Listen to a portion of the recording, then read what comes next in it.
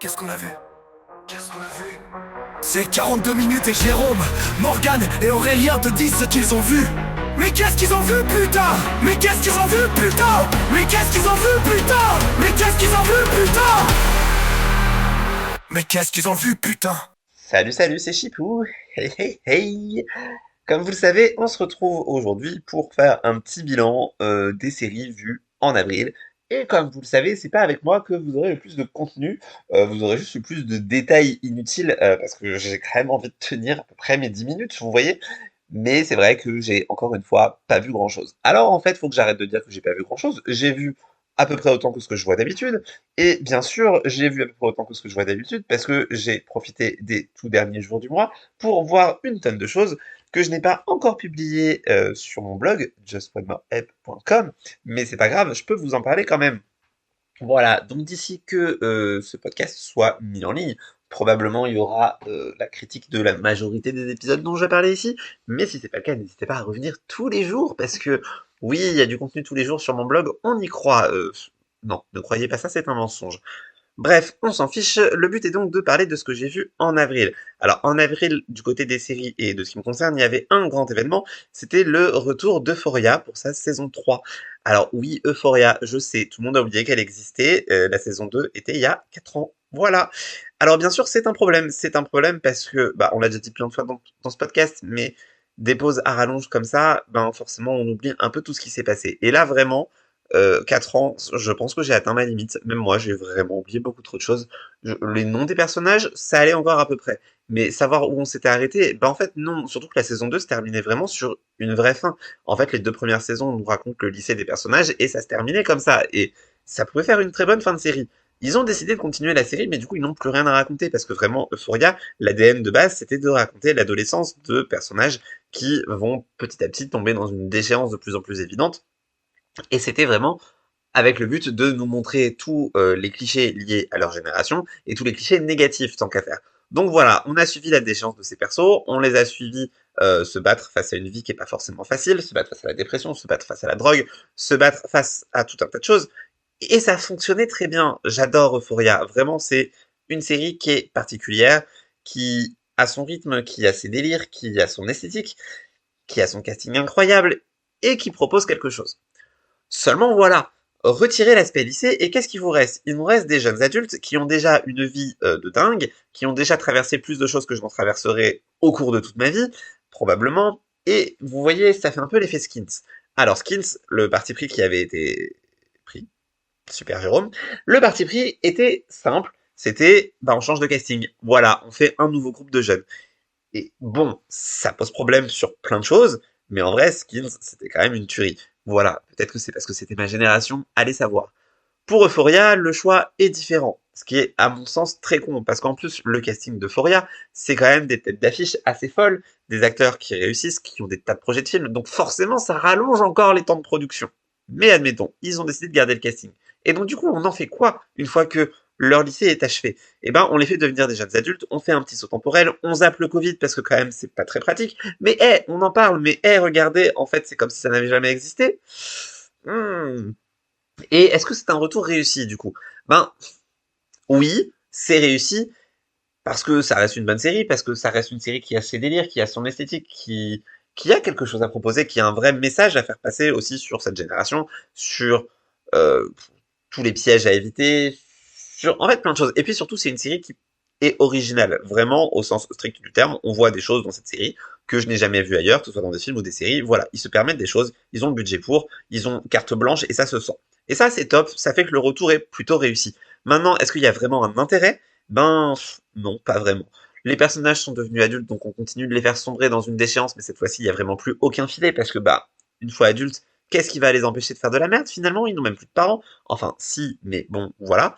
Et, et voilà. En fait, j'ai un problème avec cette saison 3 d'Euphoria. Je n'ai vu que 3 épisodes pour l'instant, puisqu'il n'y a que 3 épisodes de diffusés. Mais mon problème, c'est que je ne sais pas ce qu'elle veut nous raconter.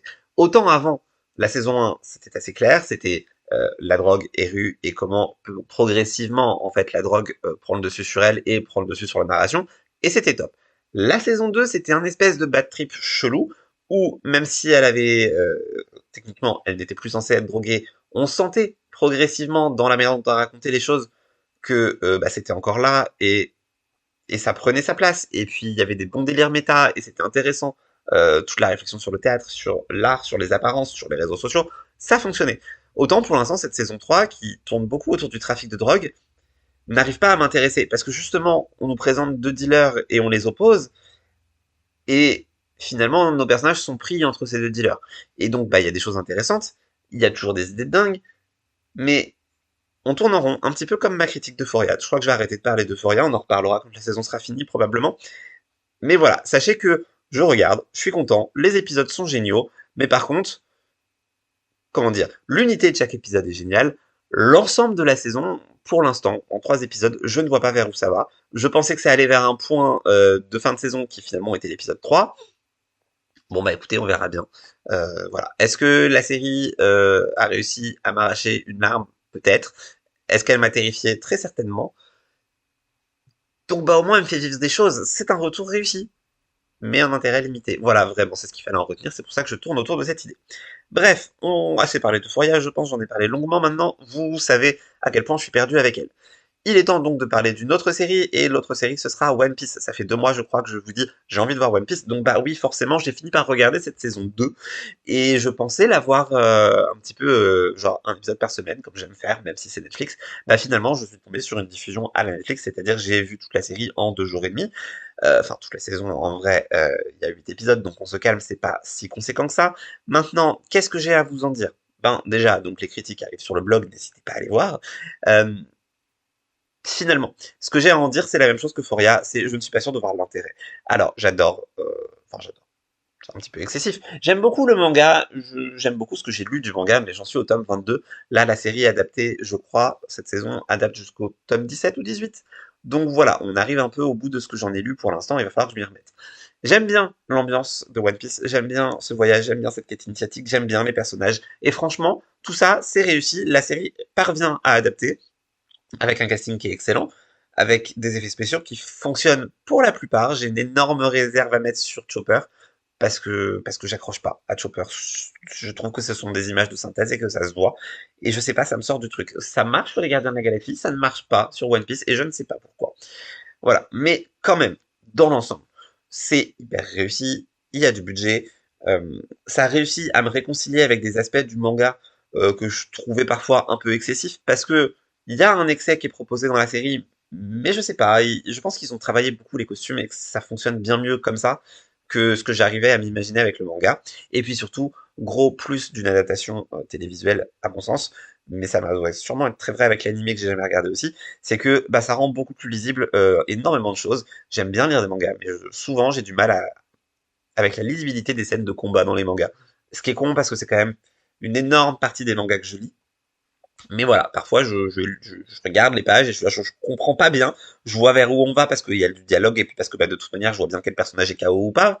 Mais parfois il y a des coups où je suis là genre ouais j'arrive pas à imaginer ce que c'est censé donner.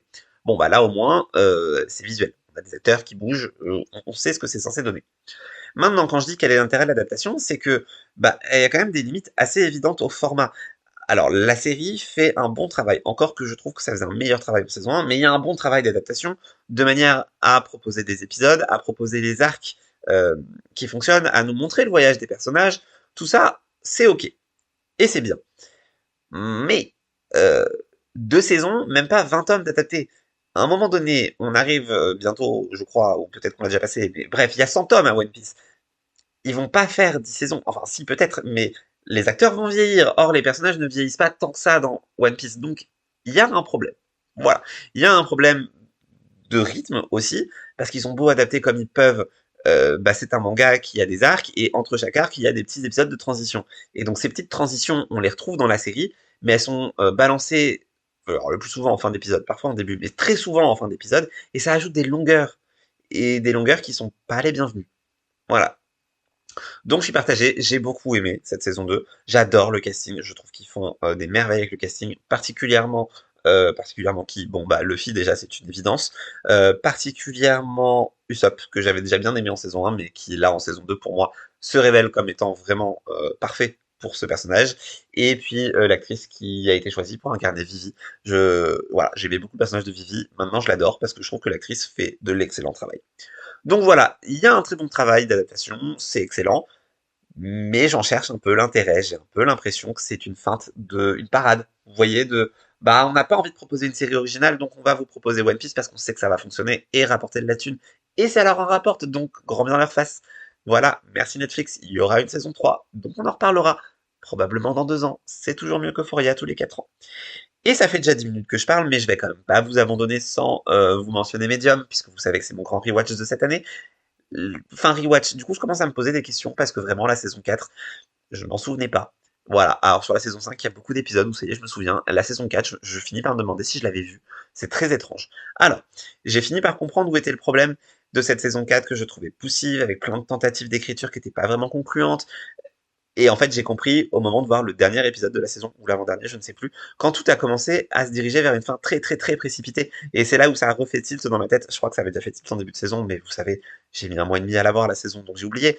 Ben, en fait, cette fin précipitée m'a fait prendre conscience d'une chose assez évidente, c'est que c'était une saison qui a été écrite pendant la grève des scénaristes. Et ça se sent. Et c'est terrible que autant de bonnes séries soient marquées par la grève des scénaristes à un stade où bah, ça se voit. En fait, ils n'ont pas réussi. Ils savaient pas combien d'épisodes ils avaient et ils n'ont pas réussi à raconter leur histoire. Et c'est là où c'est assez fou et c'est là où ça me fait réfléchir aussi par rapport à One Piece et l'intérêt de l'adaptation. C'est que on sent quand même que bah, les séries elles étaient calibrées à cette époque-là pour fonctionner selon un rythme très précis et un nombre d'épisodes très précis. Et là pour Medium, la saison 4, je sais plus si c'est 16 ou 18, mais il y a quand même pas mal d'épisodes. Enfin, il y a autant d'épisodes que dans une saison de Grey's Anatomy aujourd'hui, hein.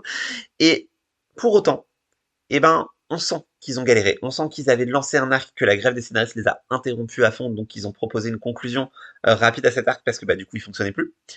Et on sent qu'après la grève, il leur restait pas assez d'épisodes pour lancer quelque chose, donc ils l'ont lancé. Ils savaient pas combien d'épisodes ils auraient, je pense. Et ils se sont rendus compte que bah ils avaient 2 ou 3 épisodes de moins, et donc du coup ils ont tout casé dans les derniers épisodes, et ça se sent. Et c'est dommage. Et ça se sent d'autant plus que bah, la saison 4 était celle où ils testaient plein de choses qui fonctionnait plus ou moins, j'en ai déjà parlé dans les podcasts précédents. Et donc, bah, en fait, quand on reprend sur la saison 5, on est sur un nouveau départ qui efface un peu ce qui s'est passé en saison 4. Alors, non pas parce que ce qui s'est passé en saison 4 n'existe plus, mais parce que en termes de formule d'écriture, on revient vraiment en saison 5 à ce qui faisait toute l'efficacité des 3 premières saisons. Donc voilà, la saison 4, pour moi, je la vois comme un immense bac à sable pour les scénaristes. Elle a des très bons épisodes, elle a des bonnes choses, mais elle fonctionnait pas comme un tout. Et donc, arrivé en saison 5, parce que j'ai déjà bien avancé dans la saison 5, on reprend le tout qui fonctionne habituellement. Donc, bah, vous vous doutez bien de ma conclusion. Regardez Medium, ça fait quelques mois que je vous dis que vraiment c'est une très bonne série de l'époque qui fonctionne encore très bien aujourd'hui. Alors, un petit peu moins pour la saison 4, mais est-ce que c'est si grave finalement quand il y a 7 saisons? Je ne crois pas. J'ai quand même hâte de voir ce que donneront les saisons 6 et 7. Mais bref, la prochaine fois je parlerai sûrement de la fin de saison 5, on y croit. Et le reste de mes séries, ben, je vais pas en parler, parce que pour le mois d'avril, soit je ne suis pas à jour, coucou Scrubs, soit il me reste genre un épisode à voir avant la fin de saison, coucou Grey's Anatomy. Je me dis du coup, autant en parler au mois de mai, et parce que après tout, voilà, j'enregistre ça, on est déjà au mois de mai, je fais bien ce qui me plaît dans ce podcast, donc je laisse la parole à Morgane, et des bisous, et à très bientôt. Bonsoir, ici Morgane pour vous dire qu'est-ce que j'ai vu en ce mois d'avril 2026. Et étonnamment, malgré le travail, j'ai quand même vu pas mal de trucs, donc je suis assez contente. Commençons avec le classique Grey's Anatomy. J'ai vu les 3 derniers épisodes qui ont été diffusés, là, donc jusqu'au 16. J'ai pas noté grand-chose, à vrai dire.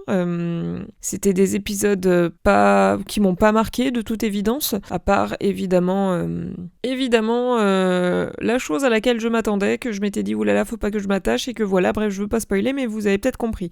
Sinon, ce que j'ai noté, c'est si Owen ne meurt pas, j'aimerais au moins qu'il aille bosser dans le petit hôpital qu'on a vu pour être enfin débarrassé de lui. Voilà, va-t'en Owen. Je t'en supplie. Dans l'idéal, meurs, mais bon, si les scénaristes veulent pas te faire mourir, juste pars. casse-toi quoi, pitié. Ensuite, j'ai vu les 4 derniers épisodes de la version 2026 de Scrubs, et du coup pour vous faire un bilan global, franchement c'était trop bien. J'ai adoré ce reboot.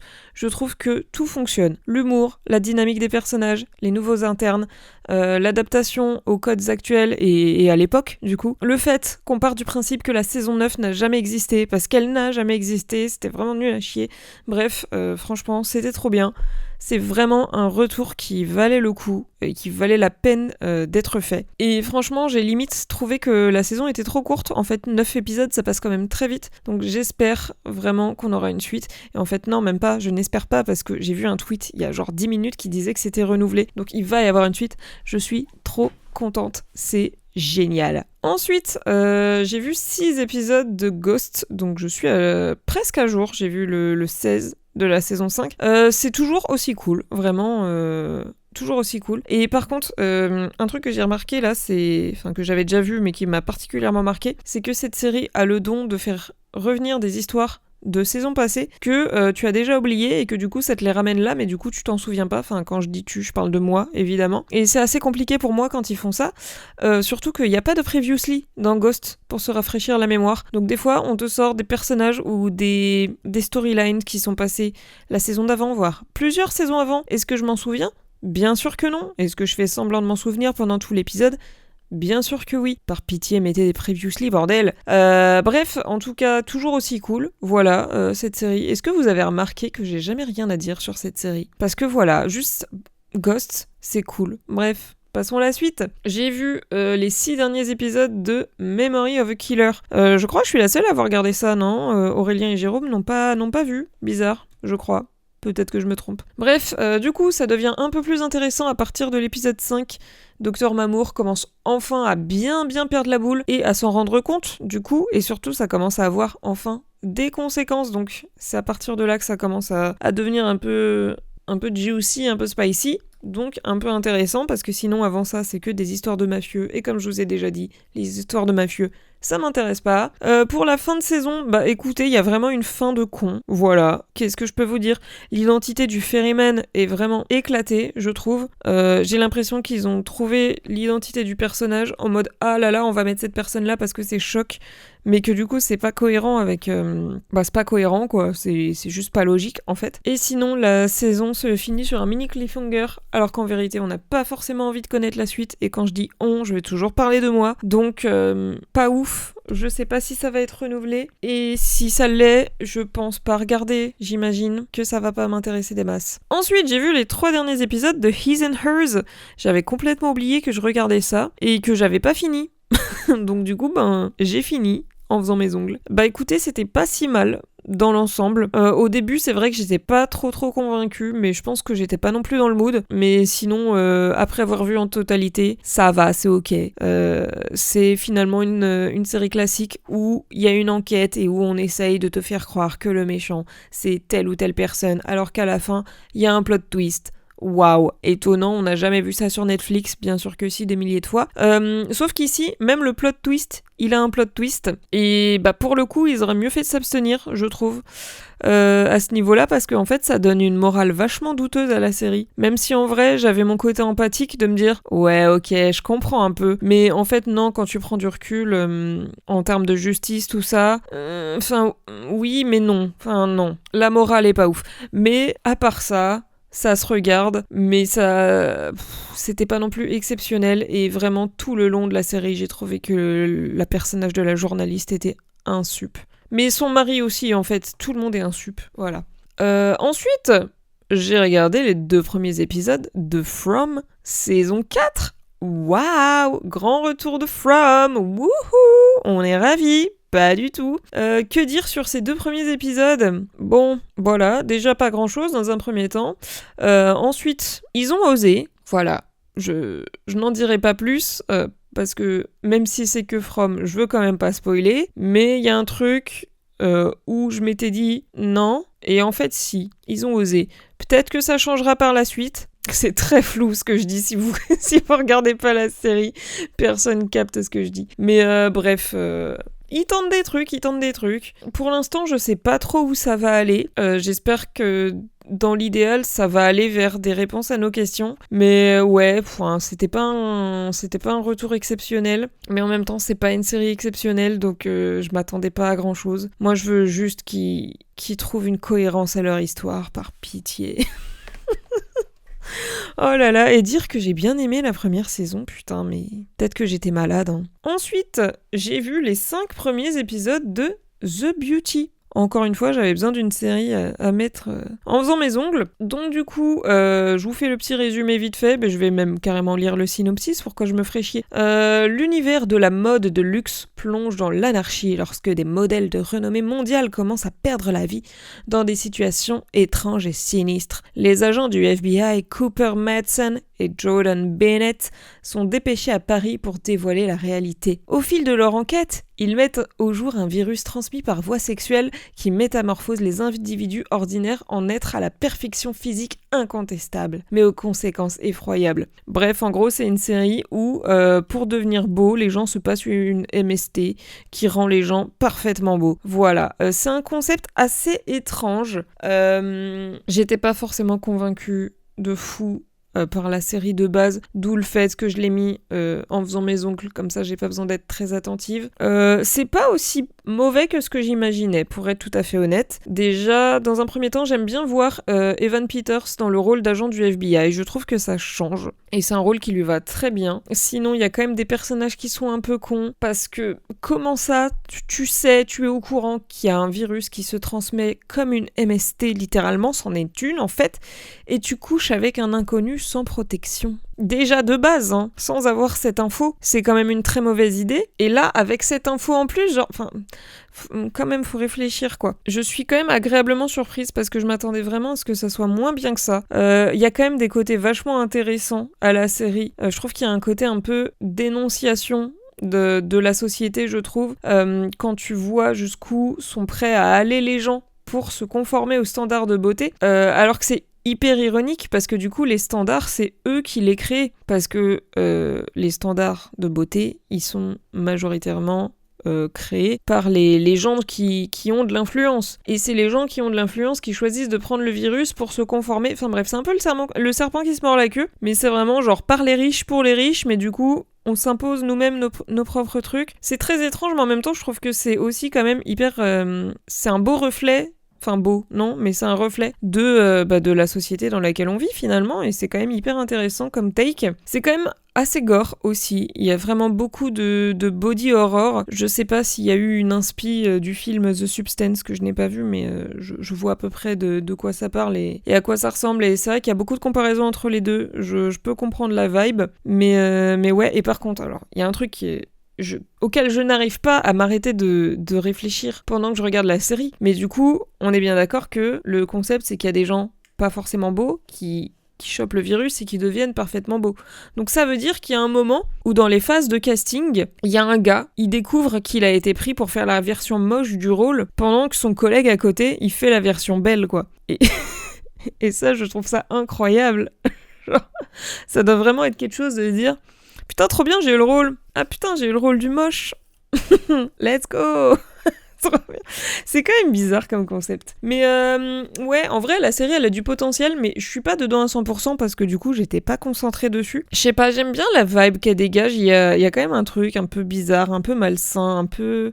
mais en même temps un peu sympa. Après, je pense que c'est une série qui peut pas tenir sur du long terme, mais je crois que j'aime bien ce que j'ai vu pour l'instant. Genre, je suis assez intriguée pour avoir envie de regarder la suite, quoi. Et du coup, on va terminer sur le classique maintenant Stranger Things, qui n'a pas beaucoup avancé cette fois-ci, mais reprise du boulot full-time oblige, égale on n'a pas le temps ma bonne dame. Donc j'ai vu 3 épisodes de la saison 2, le dernier que j'ai vu était l'épisode 7, et je dois bien admettre que cette saison 2 me passionne moins que la première, et je n'arrive pas à savoir pourquoi. Je trouve qu'il manque un truc, mais je ne sais pas quoi. Si vous avez des pistes, n'hésitez pas, parce que même moi, je me l'explique pas. Est-ce que c'est le fait que y ait beaucoup de choses qui soient concentrées sur Will, alors que c'est pas forcément le personnage le plus intéressant? Est-ce que c'est le fait que Eleven soit à l'écart?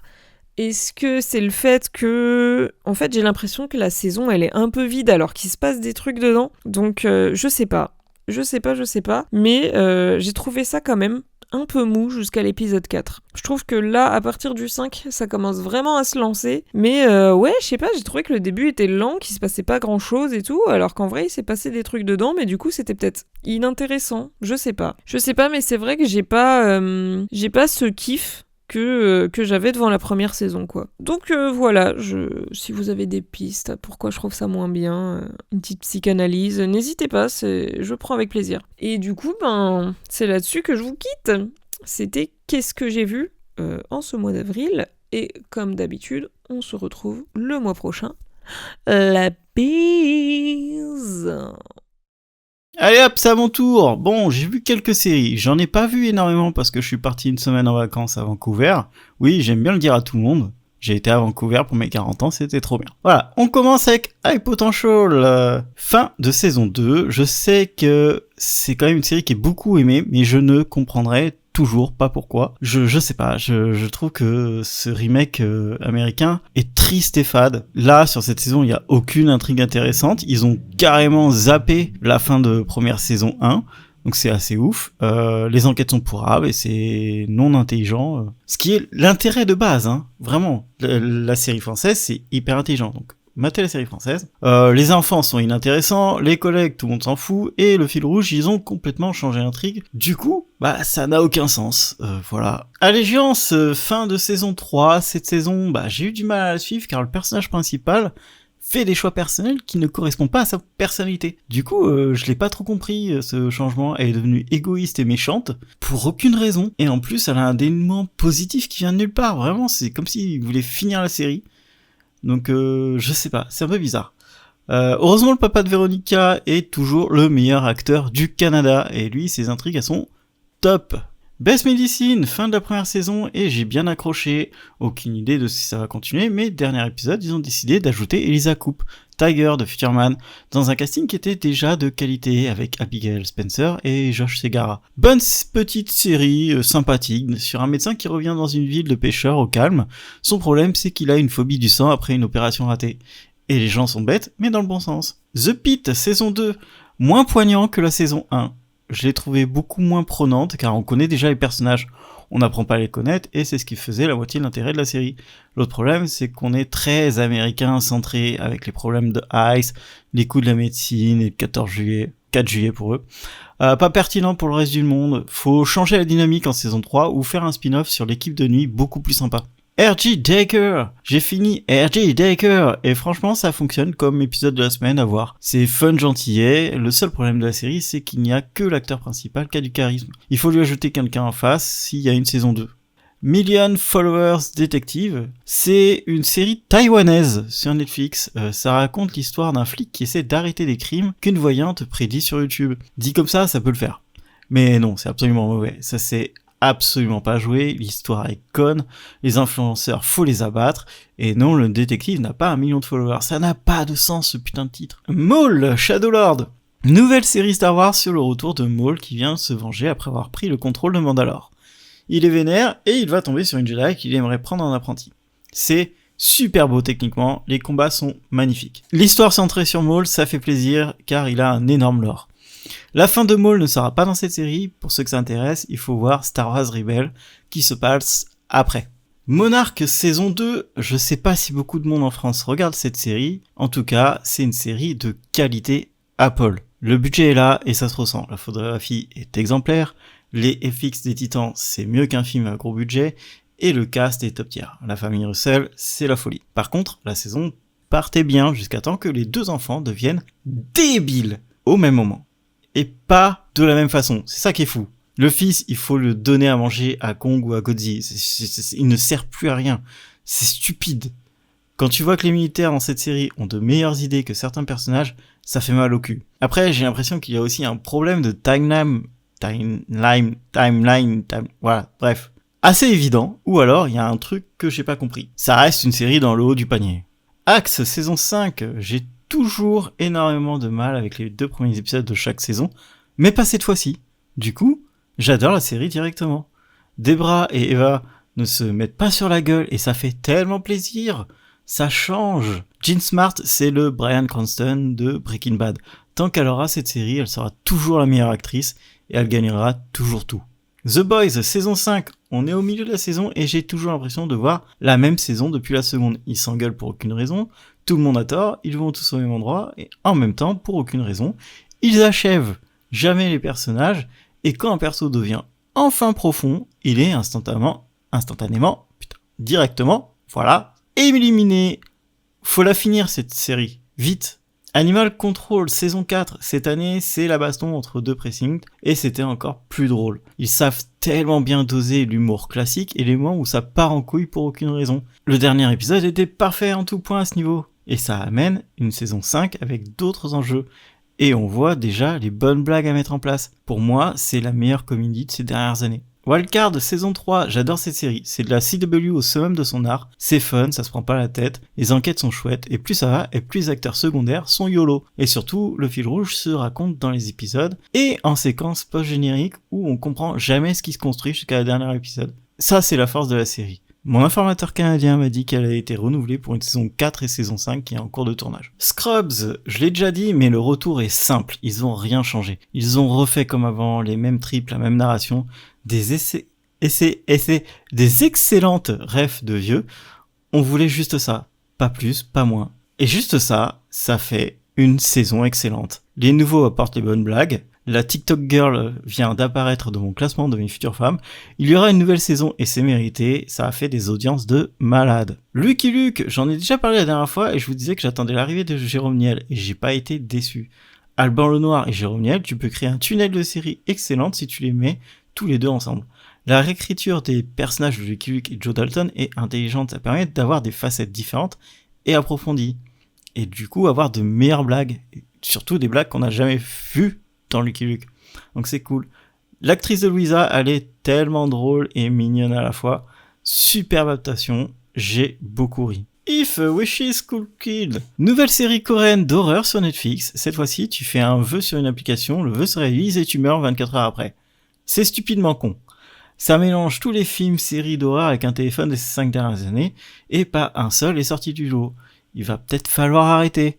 Ça joue très mal, j'ai eu beaucoup de mal à reconnaître les protagonistes filles, car elles sont dans le noir, habillées et coiffées pareil, même corpulence, même voix, et presque même nom. Du coup, c'était incompréhensible à l'intrigue. Après, ils ont tous le même vœu, donc le suspense est au niveau 0, et leur délire avec le saut en longueur, c'est d'une tristesse et incompréhensible aussi. XOXO Kitty saison 3, c'est toujours très gentil à la coréenne. Ça parle jamais de sexe, c'est assez fou ça d'ailleurs pour une série Netflix, mais c'est une autre culture.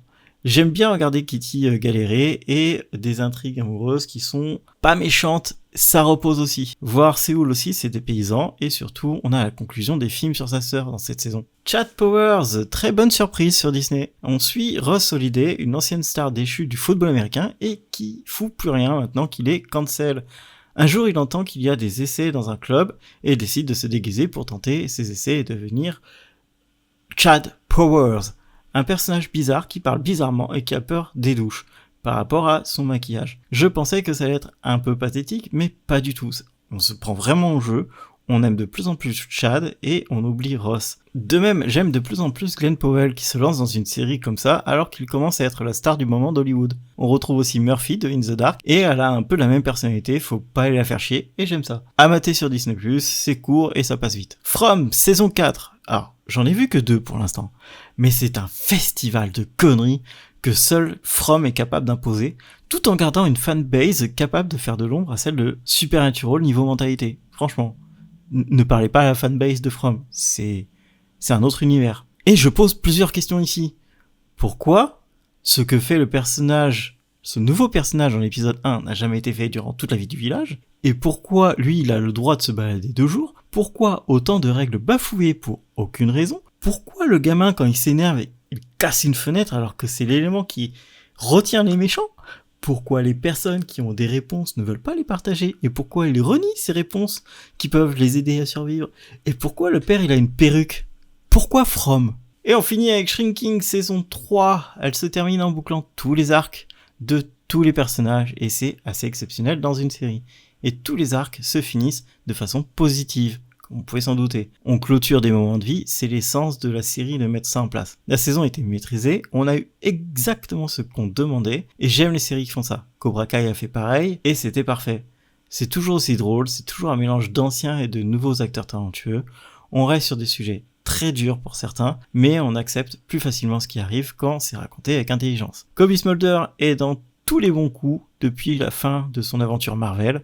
La saison 4 aura un saut dans le temps qui peut tout chambouler pour relancer la série, mais qui peut être dramatique pour certains personnages. On risque d'avoir des flashbacks et je sais pas si j'en ai envie. Et je vais finir sur mon petit voyage à Vancouver, juste pour vous dire que pendant que j'étais à Vancouver, il y avait The Last of Us saison 3 qui était en train d'être tourné dans le Hudson Bay, l'ancien Hudson Bay. Donc c'est un immense bâtiment et je pense qu'ils étaient en train de filmer l'avant-dernière séquence de The Last of Us 2. En tout cas, il y avait des cartes de sécurité partout et tout, c'était trop cool de voir ça. J'ai aussi été sur des falaises qu'on voit assez souvent dans les séries. J'ai été à ce qui s'appelle White Cliff Park. C'est là où en fait ils ont tourné la fin de The Magicians. Il y a l'île de Harrow. Enfin vraiment, il y a les rondins, les plages avec les rondins qu'on voit souvent. Typiquement dans la fin de The Undread ou dans d'autres séries, dans Supernatural, Eureka, des trucs comme ça. Bah ils étaient là encore les rondins. La plage elle est toute petite en fait, mais elle est stylée. Enfin vraiment, c'était trop cool de voir des endroits qu'on a déjà vus dans les séries. Surtout la CW. J'ai vu plein d'endroits de Supergirl, de The Flash. J'ai été là à Jitters, au café, le vrai café Jitters, qui s'appelle Gigi Beans. Et c'est trop cool. Il y avait le building de la marine, qui est un endroit d'art déco, qui est magnifique et qu'on voit dans plein de films, mais vraiment plein de films, plein de séries. C'était vraiment trop chouette. Les rues, tu les reconnais, les espaces, tu les reconnais. J'ai vu plein d'endroits où étaient tournées les premières saisons de X-Files. J'ai fait des tours avec des guides sur les séries, les films qui sont passés. Un tour avec une guide sur les endroits où a été filmé Supernatural, donc il te montre des images, etc. C'était vraiment trop cool de se dire, bah ouais, j'ai posé mon cul au même endroit que King Margot, que Flash, que là ils ont détruit les trucs, là ils ont fait sauter les trucs, là ils ont couru, là il y a des gens qui sont morts. Enfin bref, c'était trop bien ce voyage, en tout cas au niveau série et film, de voir tous ces endroits qui existent vraiment. Et Vancouver, c'est une putain de ville avec la mer, l'urbanisme, avec des grands bâtiments, la forêt, la montagne, tout au même endroit, et tout le monde est tranquille. C'est trop tranquille, c'est trop bien. Vraiment, n'hésitez pas à y aller, il y a beaucoup de choses à faire. Et vous reverrez forcément des endroits que vous avez déjà vus dans des films et séries, et c'est très très très chouette de ce sentiment-là. Sur Paris, je l'ai un peu, mais c'est pas pareil, parce que c'est pas des séries que j'ai beaucoup aimées ou des films que j'ai beaucoup aimés, et du coup, voir Lupin au Louvre, je m'en bats la race, quoi. Par contre, voir le final de The Magicians, là où ils discutent et c'est hyper important, ouais, c'est trop bien. En plus, c'est des endroits qui sont magnifiques. Voilà. Donc, n'hésitez pas. Vancouver, c'est tout droit, c'est tout là-bas. Allez-y. Et bonne journée, bon week-end et bonne soirée à tous. Ciao!